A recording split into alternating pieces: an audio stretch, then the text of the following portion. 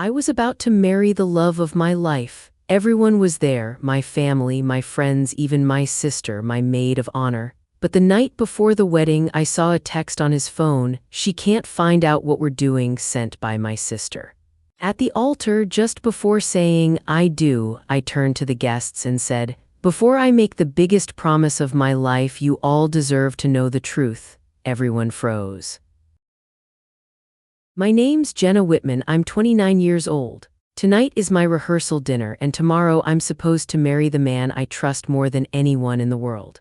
The Hillcrest Conservatory, the venue I chose, is a palace of glass walls and delicate ironwork, and as the sun sets, everything feels fragile, beautiful, and completely exposed.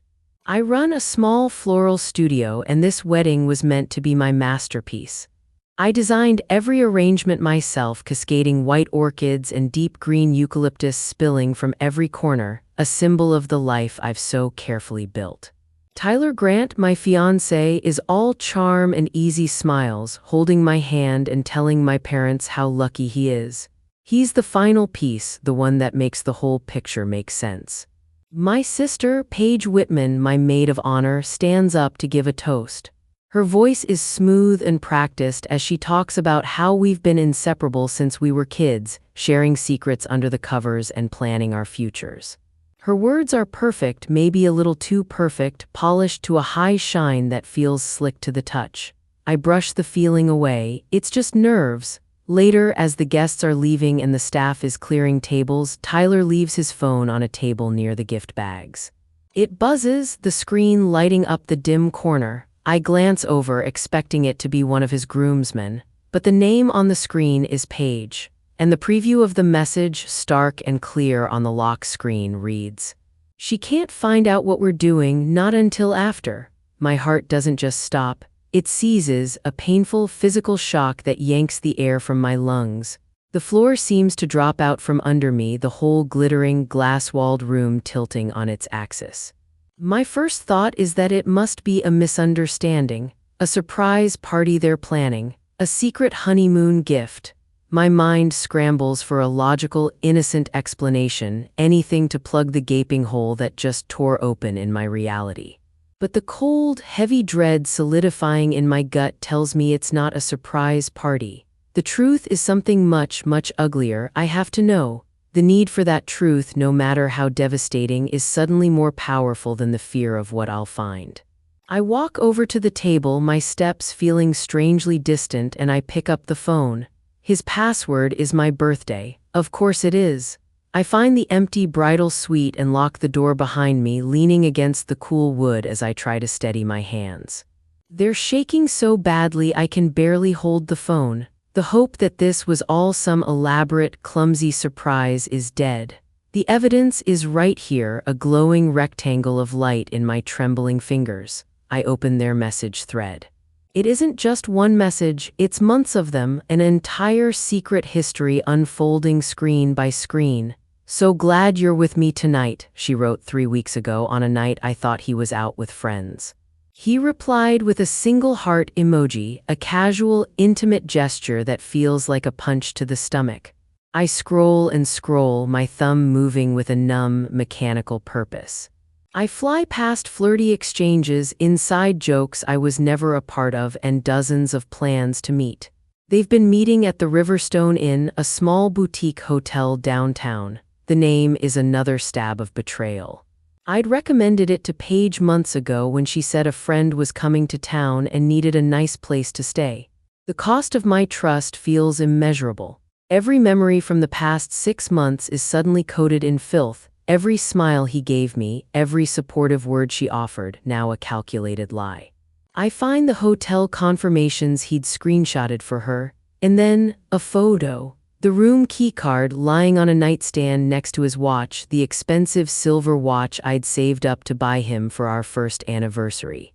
My options narrow to a single point of cold, hard clarity. I can't scream. I can't shatter the mirror or throw the phone against the wall, not yet. To break down now would be a surrender, an admission of defeat. It would be exactly what they'd expect. Instead of grief, a different feeling begins to form in the pit of my stomach, a cold, hard anger that solidifies my spine.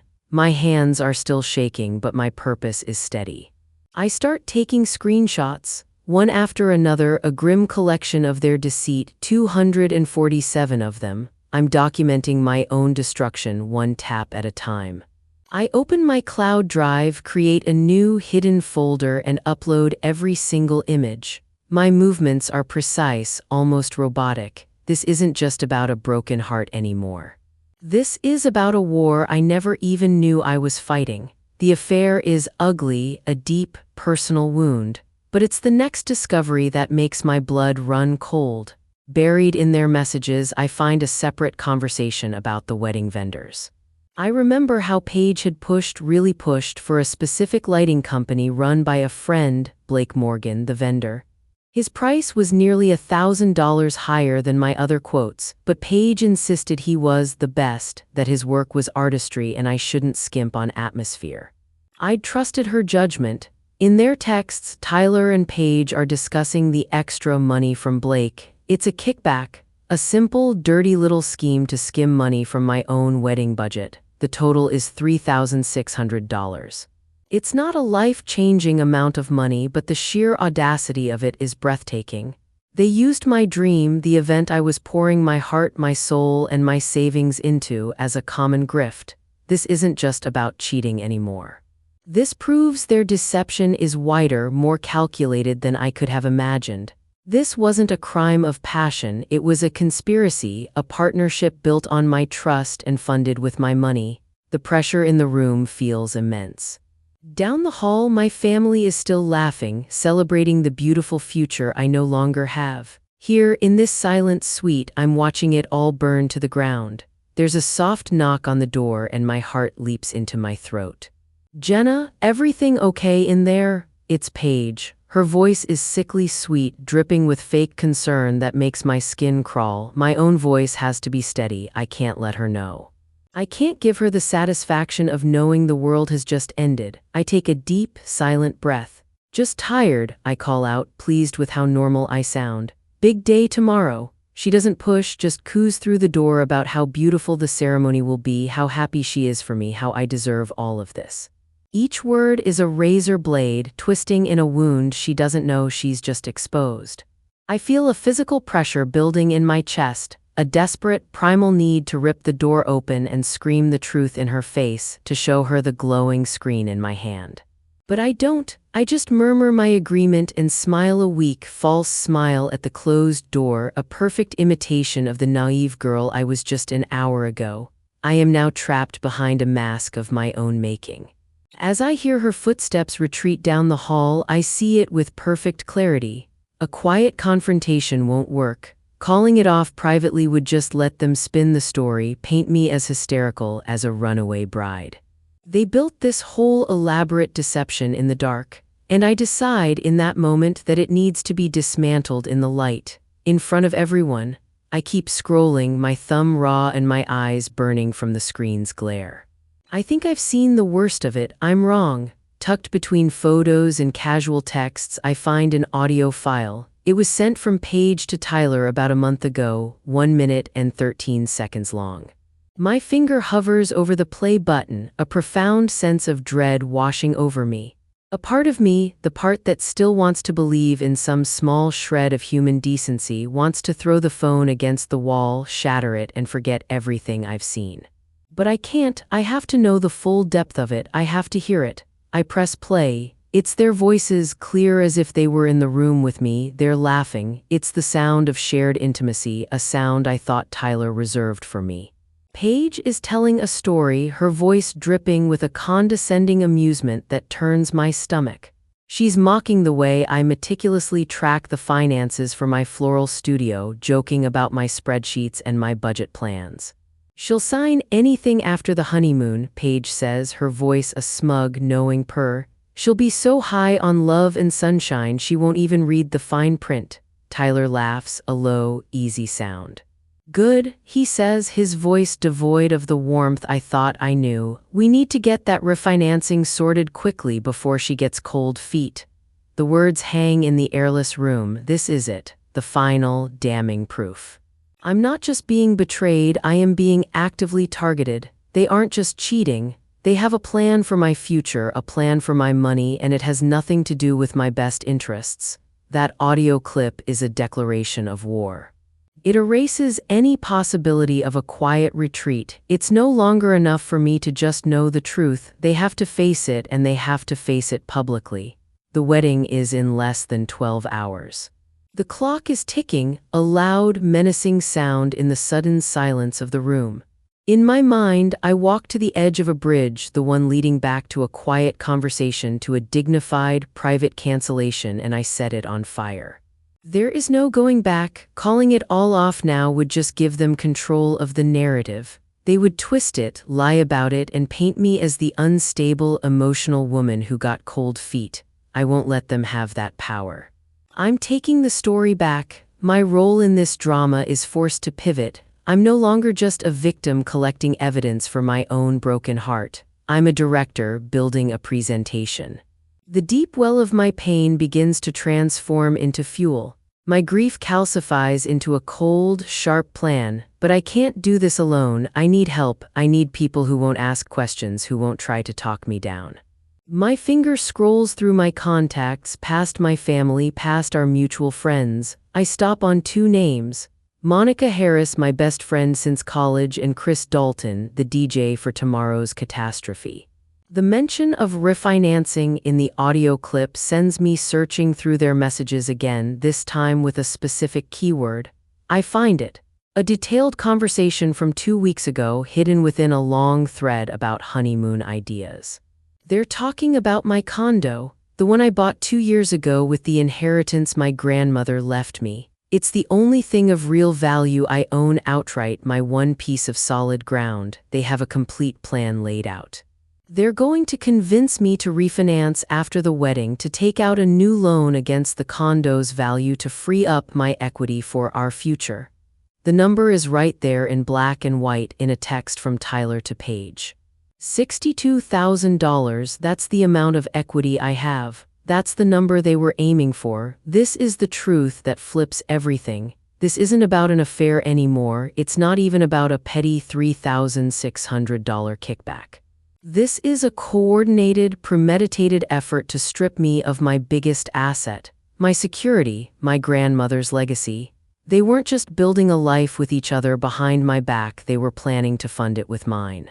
My goal, which had been blurry with rage just moments before, sharpens into crystalline focus. I'm not just ending a relationship, I'm protecting my life. I have to expose the affair, the kickbacks, and the financial plot all at once in one clean, devastating blow. And the Hillcrest Conservatory, filled with 160 witnesses, is the only place to do it. My first call is to Monica. I don't even say hello, I just send her the top 10 screenshots and the audio file. Her reply comes back in less than 10 seconds. What do you need? No judgment, no shock, no hesitation, just pure, unwavering loyalty. I lay out the plan in a few clipped sentences. She needs to make sure Paige is sitting in a specific chair in the front row, a perfect vantage point for the show, and she needs to swap the processional songs. She has the playlist. I tell her to switch my processional with a longer instrumental piece, something that will buy me an extra minute at the back of the room before I have to walk. Consider it done, she texts back. Next, I call Chris, the DJ. I've known him for years, running into him at dozens of weddings and industry events. He's a professional, and more importantly, he's discreet. I tell him there's been a change of plans. I'm arranging a surprise tribute for the groom and my maid of honor. My voice is steady, even cheerful. I send him the link to the hidden cloud folder containing the screenshots, already arranged in a perfect, damning slideshow. I attach the audio file. I tell him to have it all queued up, ready to play on the conservatory's big projection screen on my signal, a single, slow drop of my bouquet. He replies with a simple, "You got it." This is the irreversible choice. The trap is set. I close my eyes and accept the cost, the explosion, the fallout with my family, the public spectacle. It will all be worth it. The wedding morning arrives, a beautiful, sunny day that feels like a personal insult. The bridal suite is filled with the cloying scent of hairspray and the nervous, buzzing energy of my bridesmaids. Paige is there, of course, a constant, clucking presence at my side. She fusses over the lace on my dress, smooths my hair, and tells me over and over again that I'm the most beautiful bride she's ever seen. Her touch feels like a burn, her compliments land like drops of acid. This is their retaliation, an assault of affection that I now know is completely fake. My phone buzzes with a stream of texts from Tyler. Can't wait to see you. Today is the first day of the rest of our lives. Each one is punctuated with a string of heart emojis. Each message is another twist of the knife. He's performing his role as the loving, eager fiancé flawlessly. My mom, Diane Whitman, is a storm of happy tears and proud smiles. She pulls me aside for a quiet moment, her eyes shining. "I'm just so proud of the woman you've become, Jenna," she whispers, hugging me tight. The words are a fresh wound. I can't tell her she's a peacemaker, a smoother-over of problems. She would beg me to handle this privately, to not make a scene, to think of the family. In this moment, my silence feels like a betrayal, but it's a necessary one. I have to protect myself, even from her good intentions. The public consequences feel terrifyingly real now. I'm about to humiliate my family in front of all their friends and colleagues. I am about to become a story they'll tell for years. Monica arrives, a calm port in my emotional storm. She catches my eye across the bustling room and gives me a single, almost imperceptible nod. It's handled. A few minutes later, I overhear her casually suggesting a seating change to the wedding coordinator. "Paige needs to be right there," she says, pointing to a specific chair in the front row. It's a much better angle for the photographer to capture her reaction when Jenna says her vows. Paige, preening at the thought, agrees without a second thought. The constraint of time is tightening, a band around my chest. I can hear the string quartet beginning to warm up on the lawn outside, the sweet, mournful notes of a cello drifting through the open window. I slip away to the restroom, my phone clutched in my hand. I text Chris, the DJ, "Are we ready?" His reply is immediate, a single thumbs-up emoji. The slideshow and the audio are locked and loaded. An hour ago, I'd called Mark Ellis, the officiant, and told him I wanted to say a few personal words before we began the vows. He'd thought it was a lovely, romantic gesture and readily agreed. Every piece is in place. The room is set, the actors are in position. I look at my reflection in the mirror. My hair is perfect, my makeup flawless, but I don't see a bride. I see a woman walking into a battle she didn't start, but one she is absolutely determined to finish.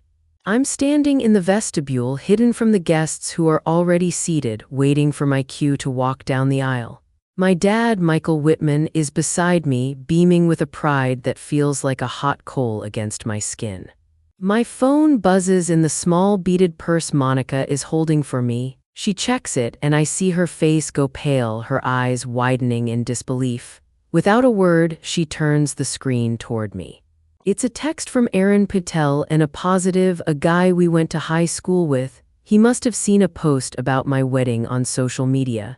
His text is short, a casual, friendly note that shatters the last remaining piece of my old life. It reads, "Congrats, so weird that Tyler Grant is marrying you, small world. He briefly dated your sister Paige right after we graduated, before he moved away." The air leaves my lungs in a silent rush. This is it. The final, clarifying piece of the puzzle. It wasn't a recent affair. It wasn't a random temptation that started a few months ago. They knew each other before. He dated her first.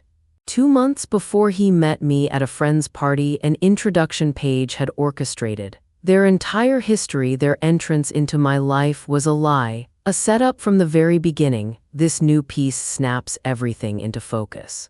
The affair, the side money, the plan to bleed my condo, all of it fuses into one ugly picture that's been hanging in front of me the whole time, and I just refused to see it.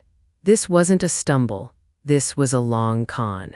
Paige didn't just fall for my fiancé. She brought Tyler into my life on purpose, a man she already knew, a man she'd already dated, and together they mapped out how to slide into the empty spaces of my trust.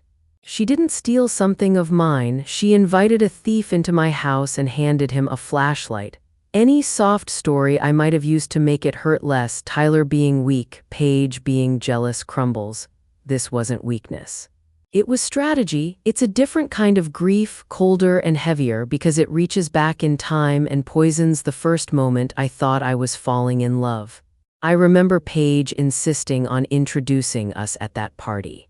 I remember Tyler looking surprised to meet me, all of it a performance, all of it rehearsed. The music for the processional floats through the vestibule like a cue I can't ignore. My dad offers me his arm. His smile is soft and full of pride, and it almost breaks me. But the decision is already carved into me. There's no more room for doubt, no space for mercy dressed up as kindness. I meet Monica's eyes. She doesn't say a word. She doesn't have to. The plan is fixed like the aisle runner waiting for my steps. This isn't just revenge. It's survival. It's me kicking a door down and stepping through on my own. I smooth the front of my dress, feel the weight of the bouquet in my fingers, and let my face fall into the serene smile everyone expects of a bride. Then the doors swing open. The walk down the aisle is 2 minutes that stretch into a lifetime. The conservatory glows under the afternoon light, all that glass showing me and everyone else to the world. Orchids spill down the arch like a white waterfall, and their sweet scent mixes with the clean bite of eucalyptus.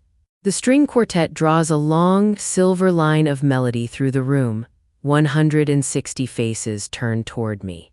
Friends, family, vendors who became friends, people I've worked beside for years. Every smile feels like a stamp on a life I'm about to blow apart.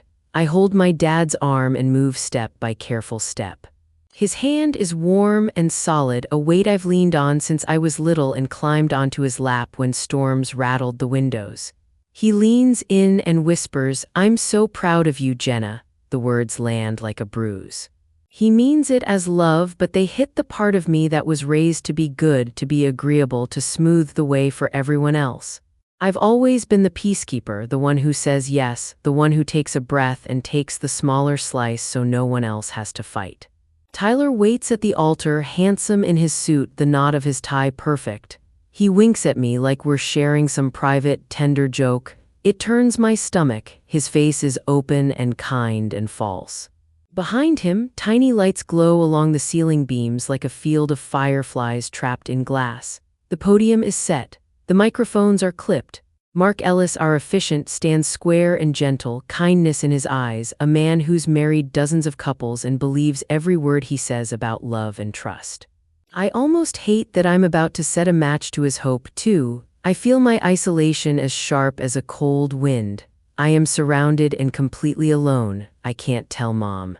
She'd beg me to wait and I'd be pulled into a different kind of trap. I can't look at Dad. I'll drown.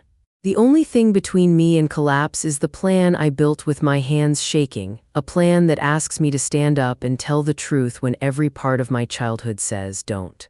Keep the peace, smile, be small. I lift my eyes and find Paige. Front row, right where Monica placed her, angled toward the aisle for a perfect photo. She sits like a queen at her coronation, her lips curved in a private smile, eyes bright. She thinks the day is hers. She thinks she's won. The sight of her doesn't make me want to scream now. It makes me calm, not calm like a lake, calm like the eye of a storm, all that power turning ready. If I don't do this, the rest of my life becomes a set I decorate for someone else's play. I'll sign papers I don't want, carry debts I didn't choose, live inside a story that casts me as the gullible girl who should have kept quiet. My fear is real, it has teeth, but the alternative is a life built on their terms. I won't be the foundation for their lies. I breathe in the green bite of eucalyptus and the soft sugar of orchids and step into the space where I stop being the good daughter and start being something else. Mark starts with the words everyone knows. We are gathered here today to celebrate the union of Jenna and Tyler. His voice is steady and warm, bouncing off glass and leaves. I watch Tyler's face while Mark talks about love, about support, about honest partnership. Tyler's eyes shine like he's holding back tears. He looks at me like I'm the answer to a question he never had the courage to ask. It would be a fine performance if I hadn't read the script already. When Mark asks if we have our vows, Tyler slides his hand into his jacket and pulls out a folded piece of paper. He grins, boyish and bashful, like he can't wait to read me poetry about a future he never meant to give me. Mark turns to me. I don't reach for anything. I shake my head slightly. Before we begin with the vows, I say, and the small microphone clipped to my dress carries my voice all the way to the back glass wall. It sounds steady. It sounds like me. I have something I'd like to say. A hush falls. It's the hush of the moment right before a glass hits the floor and shatters. Tyler's smile flickers. I turn away from him to face our guests. This isn't for him, it's for them, and it's for me, it's for the truth. I thought today would be about promises, I say. But promises don't mean anything without honesty, and the honesty I've been shown in the last day is something you all deserve to see. I glance toward the back of the conservatory where Chris stands with his equipment. He's watching me, jaw tight, hand near the controls. I take my bouquet of white orchids, the ones I grew and trimmed and tied with my own hands, and I let it slip. It leaves my fingers and falls, slow as a dream, to the floor. It lands with a soft thud, petals trembling, a white cloud at my feet. The lights ease down. The large screen behind the altar, prepared for a sweet slideshow of childhood photos and engagement shots, comes to life. The first slide is simple and ugly, a screenshot of a text from Paige to Tyler. She's so naive, it's almost sad. The sound that ripples through the room isn't one noise. It's 100 small ones, gasps, whispered swear words, someone choking on a breath, a chair leg scraping tile. It moves through the glass house like wind. I keep my eyes on the screen, but in the corner of my gaze I catch Paige. Her smile collapses. Her mouth opens just a little, as if the room's oxygen vanished. "Jenna, what is this?" Tyler hisses, reaching for my hand like he can pull me back into his performance. I move my arm out of his reach without looking at him. My skin feels like it's humming. The slides advance, dates at the top of each one, flirty exchanges with little hearts. Plans to meet at the Riverstone Inn. Room numbers, times, little emojis. A photo of a hotel keycard resting beside his watch, the sleek silver watch I saved for months to buy him. A low sound breaks from somewhere behind me that I know in my bones is my mom. Then the slides shift, texts about vendors. The lighting company Paige pushed and I accepted because she was my sister and I wanted her to feel involved. Words that make it clear they were taking extra money on the side. The figure pops up in black on white, $3,600. I hear someone say, "Oh my God," like a prayer and a curse. The next slide is a black screen with a play button. The room swallows itself. Even the quartet goes silent. Chris taps the cue and the conservatory fills with voices I know too well. Paige laughing as she mimics the way I track every dollar in my studio. Tyler's chuckle, easy and familiar. "She'll sign anything after the honeymoon," Paige says, her voice smooth like oil. "Good," Tyler answers. "We need to get that refinancing sorted quickly before she gets cold feet." The audio plays all the way through, 1 minute and 13 seconds that feel 100 years long. I don't move, I just listen to the sound of two people who share my blood and my bed talking about me like I'm a gullible mark, a walking wallet, a woman too in love to read what she's signing. Out beyond the glass, a bird taps against a window and flies away. Inside, no one moves. The audio ends. The silence that follows is a hollow ring, like the air after a bell stops vibrating. For a heartbeat, the world hangs there, all of us suspended in the same stunned space. Paige lurches to her feet, the legs of her chair skittering on the tile. Her face is blotchy, red washing up her neck. She looks at me like she can still talk me down, like she can spin this if she just gets to her marks fast enough. My dad turns his head from her to me, from me to her, as if there's an answer sitting on either of our faces. He looks pale. I want to go to him, but I don't. Tyler starts to speak, tripping over syllables. "Jenna, this is out of context. He doesn't have words because there aren't any that hold in the light." I reach for the microphone again, the feel of the little clip against my dress steadies me. "There will be no wedding today," I say. My voice carries in the quiet, sure and even. but I want to thank you all for coming. You deserved to know the truth before I made any promises I would have been forced to break. I turn to Tyler and then to Paige. I don't raise my voice. I don't need to. Enjoy paying for the rest of this, I tell them. My part is done. I lift my hands to my hair and unclip the veil. The comb slides free and the veil falls, lighter than paper, drifting down to settle next to the bouquet. The image locks into place.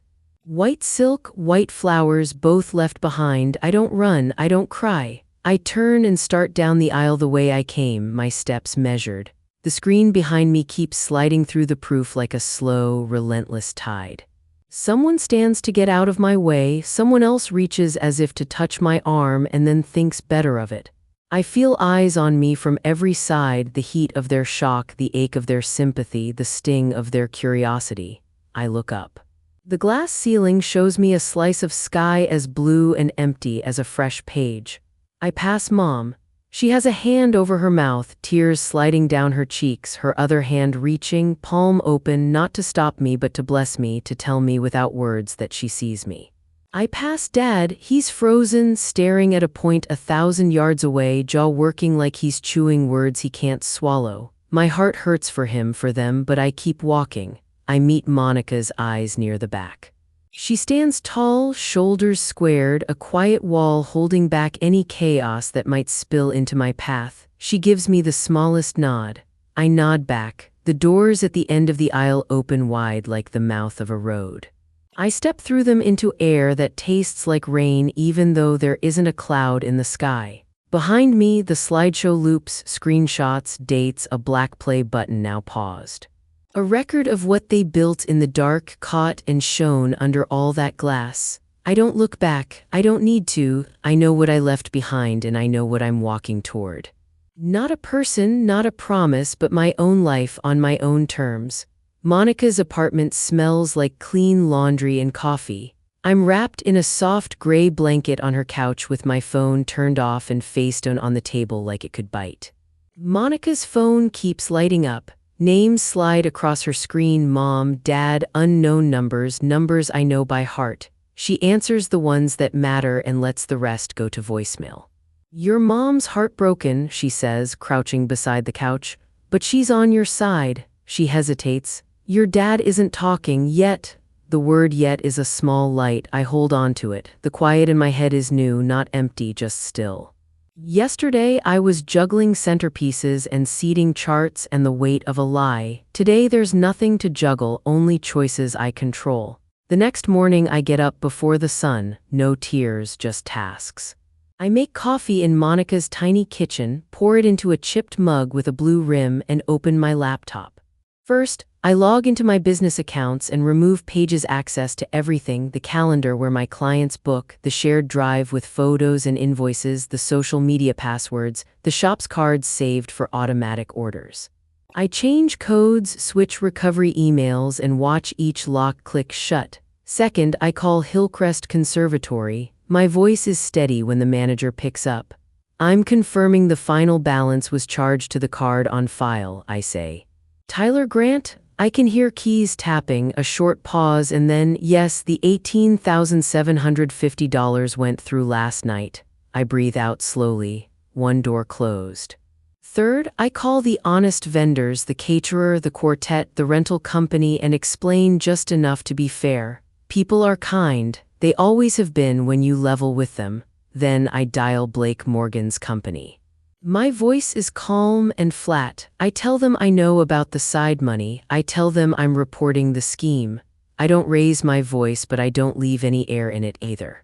An hour later, a transfer hits my account for $1,200 with a short email, a partial refund, and an apology that doesn't use the word sorry. It's not everything, but it's a start. I sit back and look at the morning light spreading across Monica's rug. This echoes yesterday, only without panic. Where there were to-do lists for a party, there are to-do lists for my life. By noon, I'm at my studio. The front door sticks a little, like always, and the air inside is cool and damp from the flower fridge. My 3 employees, Kayla, B, and Lucas, hover in the doorway, faces worried and open. I tell them the short version and watch their shoulders drop when they realize the shop is okay. "We've got you," Kayla says, pressing a warm croissant into my hand like it's a promise. I start clearing the work table. Buckets of leftover eucalyptus, a box of white ribbon, pins scattered like tiny stars. My phone buzzes with a new message from an unknown number. I almost ignore it, then open it. It's from a woman named Linda who runs corporate events for a tech company in the city. She says she was a guest at Hillcrest. She says the flowers took her breath away. She asks if I can design a fall event. The number she offers for the contract is $12,500. I sit down on the stool and laugh, one sharp, bright sound, and then I say yes. That single word steadies everything else. That night back at Monica's, I take out a notebook and write 2 letters I'll never send. One to Paige, one to Tyler. I keep them short. No speeches, just the truth and a line that says goodbye. When I'm done, I tear both pages out and fold them once. I don't need their replies. I don't need their apologies either. Days later, I walk through my studio alone, the evening light turning the petals warm and gold. I trail my fingers over a new arrangement, cream roses, tiny white ranunculus, sprigs of rosemary that make my hands smell like a garden. I breathe in, slow and deep, and let the air fill my chest all the way. The most lasting revenge wasn't the slideshow or the stunned faces in that glass room.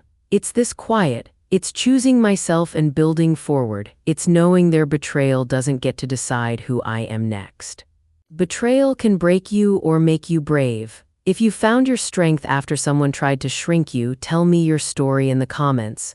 And if this hit home, please subscribe and stick around for more.